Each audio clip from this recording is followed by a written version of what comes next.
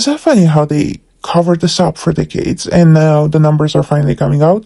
Stephen Crowder dropping the UK rape gang report up to 250,000 victims, with 87 to 95% of the perpetrators being Muslim men and entire communities turning a blind eye. Police and authorities knew exactly what was happening and did nothing, all to avoid being called racist. Bro, this wasn't random crime. This was systematic. Organized grooming gangs targeting vulnerable British girls for years, while the system protected the perpetrators instead of the victims. Thousands upon thousands of girls destroyed, and the so-called tolerant left sacrificed them on the altar of diversity and political correctness.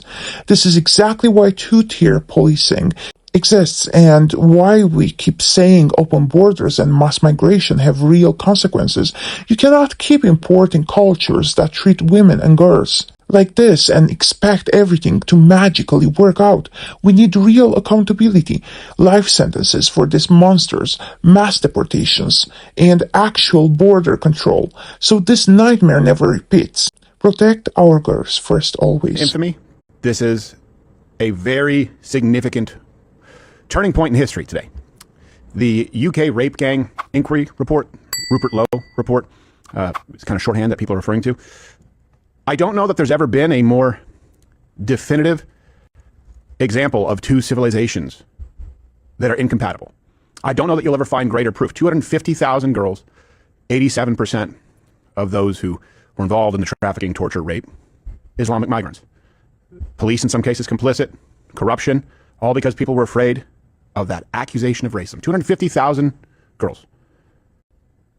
We're going to get to the methodology. It's a very extensive report. I don't know that you could ever.